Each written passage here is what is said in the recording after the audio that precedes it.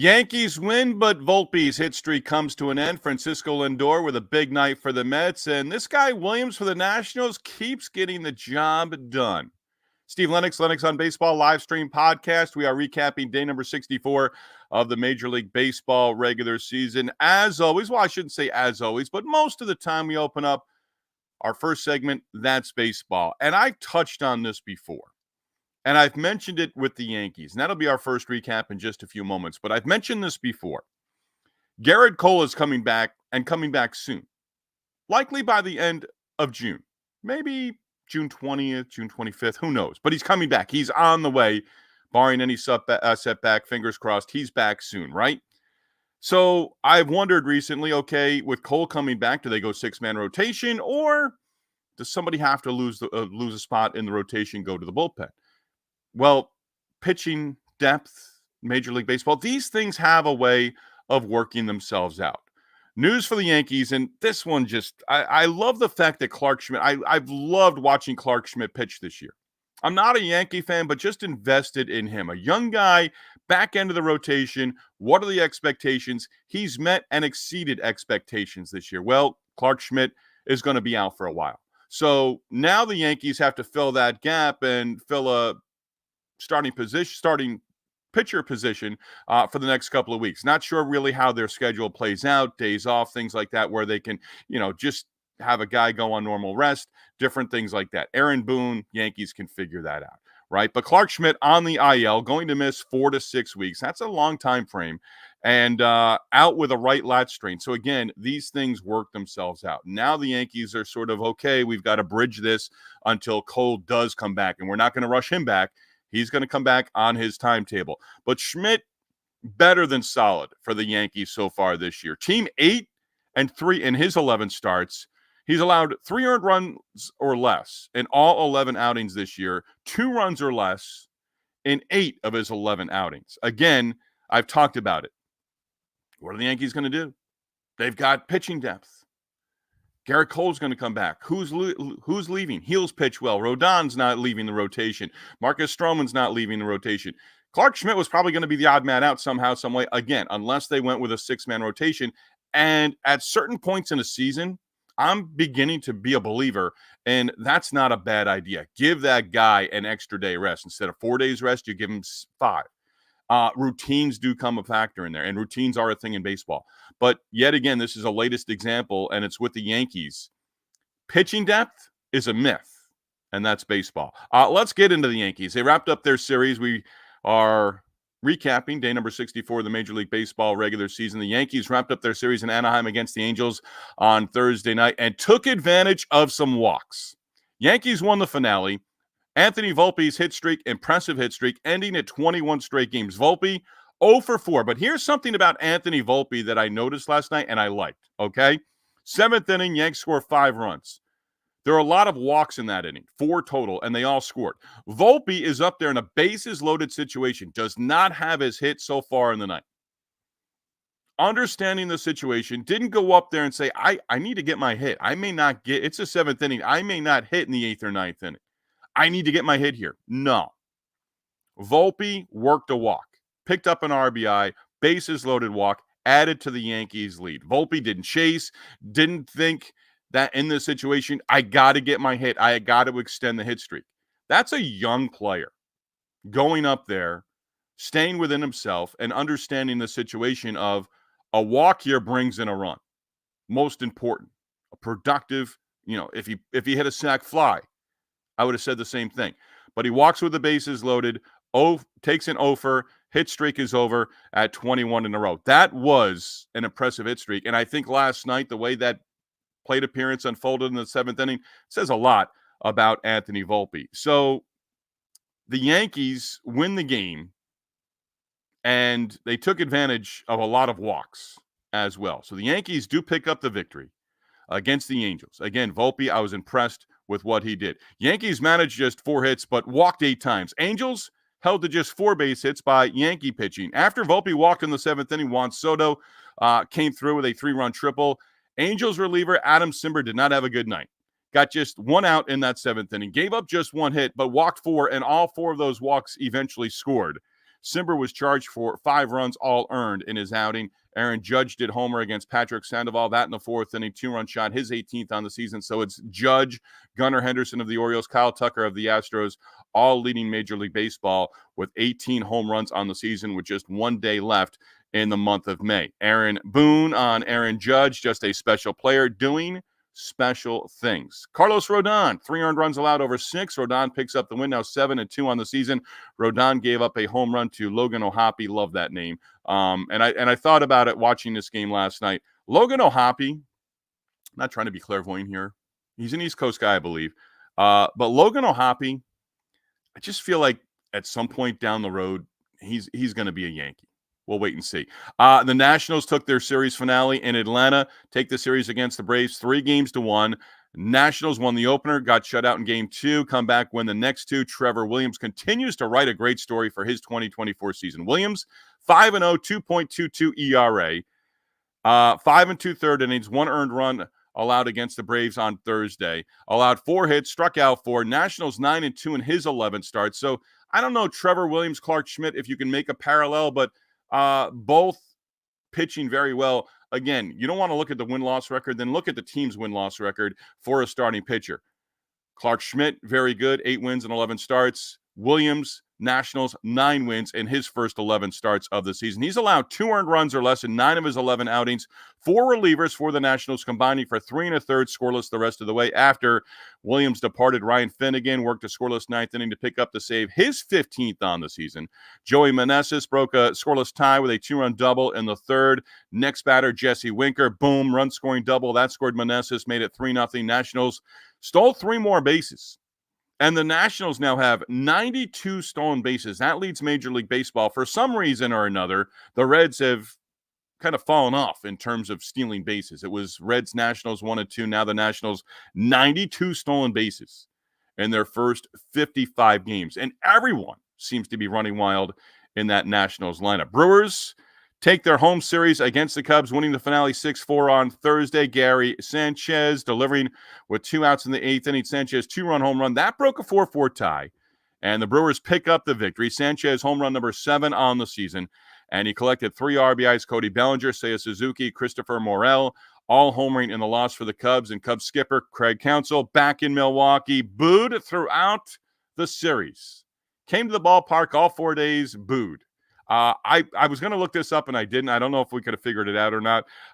Did Craig Counsell bring out the lineup card to home plate before the game in each of the 4 games of the series, or did somebody else do it, come games 3 and 4? But he's going to hear those boos for a couple more days because it was loud at different times as well. The Cubs are scuffling.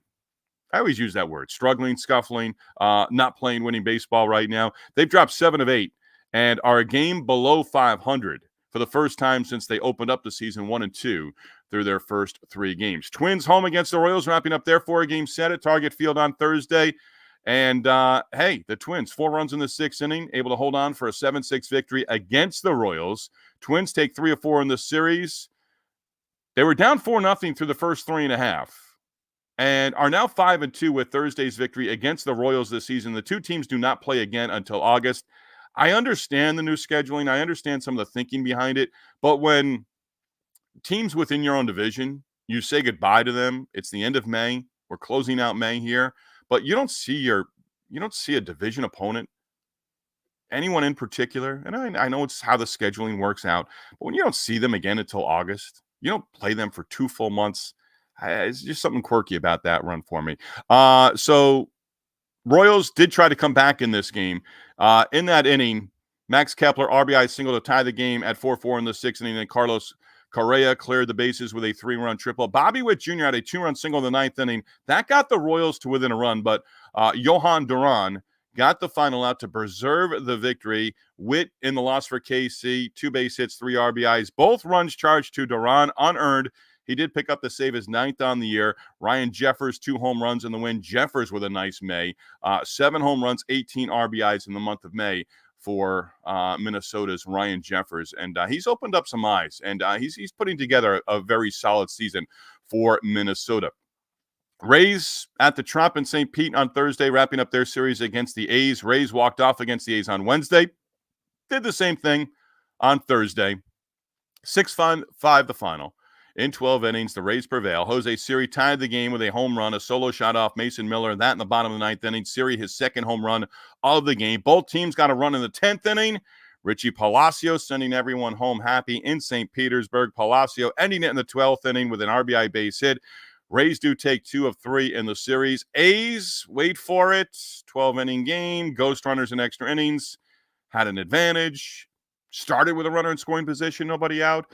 2 for 17 for Oakland with runners in scoring position on Thursday. Both teams using 7 pitchers, Abraham Toro and J.J. Bleday, 3 hits apiece in the loss for the A's. The Astros and Mariners in Seattle Thursday. Astros behind 6 shutout innings from starter Spencer Arrighetti, one of the great names in baseball.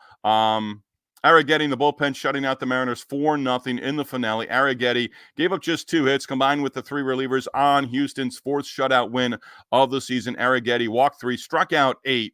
Now 3-5 on the season with the victory. Mariners were going for the series sweep. Did not happen. Their 4-game winning streak also coming to an end on Thursday as well. Victor Caratini, Alex Bregman both homering in the win for Houston. Caratini number 3. Bregman his 6th on the year. He's got 6 home runs through almost 2+ months of the regular season. Again, we are wrapping up May and hitting June over the weekend. Mets got in the win column on Thursday. You want to call it much needed? Go right ahead. They need a lot more than just one much needed win. Mets opening up 4-game set at Citi Field against the Diamondbacks. A lot going on with the Mets over the last couple of days. I'll acknowledge it here, skip day number 63 of the Major League Baseball season with our recap Wednesday into Thursday. I didn't do it because the Mets' whole situation, which is an amazing mess, the latest. There was a lot that went on Wednesday, just took a day off.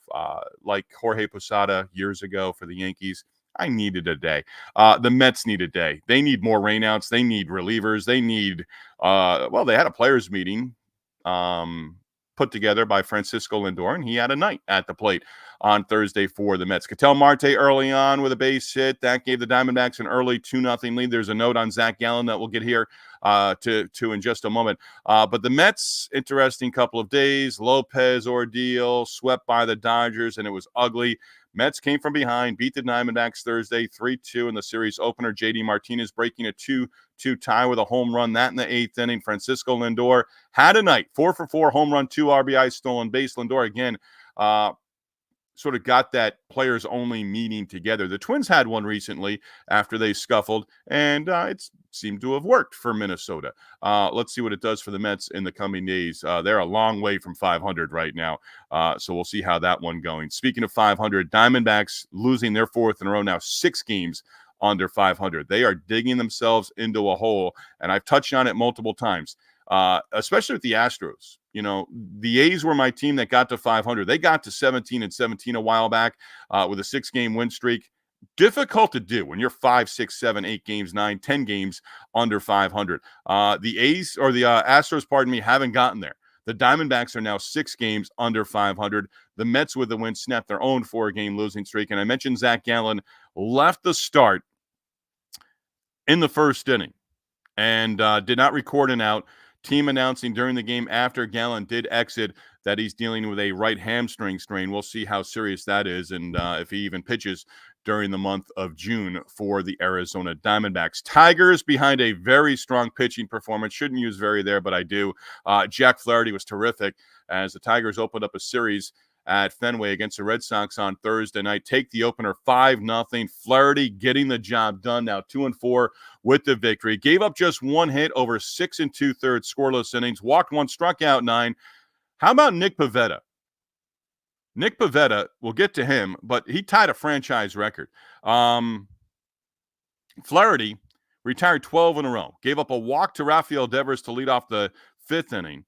Only hit he allowed was a 1-out single to Rob Refsnyder. That was in the 7th inning. Pivetta tied Roger Clemens' Red Sox franchise record, striking out 8 straight batters at one point. Pivetta gave up 2 runs, struck out 9 over 5 1/3 innings, drops to 2-4 with the loss in that one for the Red Sox. Gave up a solo home run to Akil Baddoo in the 5th inning. Baddoo just recently back up from the minor leagues. Tigers on the board with that home run from Baddoo. Riley Green, Gio Urshela also homering in the 8th inning off reliever Chris Martin. And the Tigers take that one by a score of 5-0. The Tigers, that's a team. There's a handful of teams that I'm going to pay attention to, and I might get into them over the weekend. But the Tigers are a team in that AL Central that I'm going to pay attention to from June 1 through the end of June and right up to July. We've passed Memorial Day. That's in the rearview mirror. The unofficial start of summer is underway. But there are a couple of teams here that are going to be interesting in the month of June as we approach a little over a month away from the July 4 holiday and the celebration.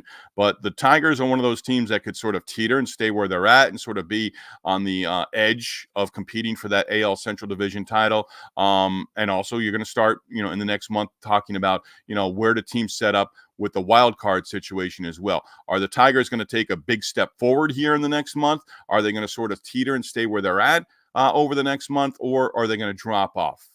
I'm going to bet on them taking a step forward. How big of a step? I'm not sure. Can they, absolutely be a third team in that division race with the Guardians and the Royals in the AL Central? I think they can. But if they can at least be in the mix for one of the wild card spots, July 4 through the end of the regular season, I'll be happy with that as well for the Tigers, because they've got a lot of young talent. And I think it's time this year, 2024, for the Tigers to sort of make that move into that sphere of being competitive. Certainly a team that should be above 500 here in 2024. Sugar's Random Thoughts brought to you by the Yellow Rose of Talbot Bed and Breakfast in Easton, Maryland. Considering a stay on the beautiful Maryland Eastern Shore this spring, summer, or fall, consider a stay at the Yellow Rose of Talbot B&B. Tell my sister Tammy, my brother-in-law Kenneth, that I sent you their way. I think I'm at the point in the season right now where you can start looking at some guys who are on bad teams that are going to put up maybe even, you can call it, eye-opening numbers. Always be cautious of those guys who, almost from this point on, tomorrow, June 1 through the end of the season, teams 5, 10, 15 games under 500, maybe not meeting expectations, but there are going to be guys on bad teams that put up good numbers. What do those numbers tell you? I think they tell you a lot. The pressure's off. You're not competing and trying to win every single game. The pressure's off in terms of that. You're coming to the ballpark basically every day on a bad team, on a sub-500 team, basically thinking, we're not winning right now. We're not going to contend for the rest of the season. I'm going to go out and I'm going to get mine.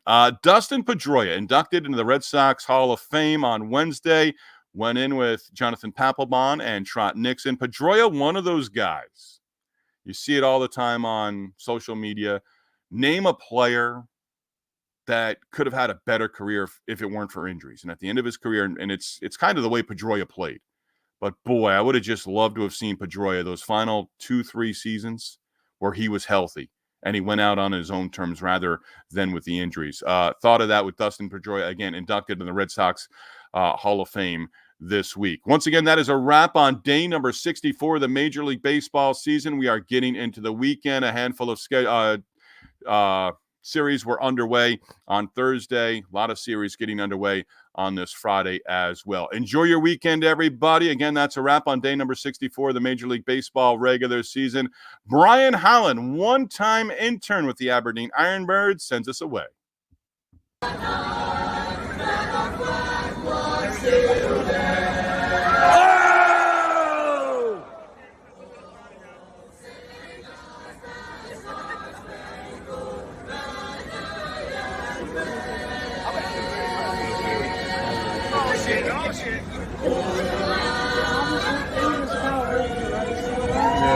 Stop talking during the anthem.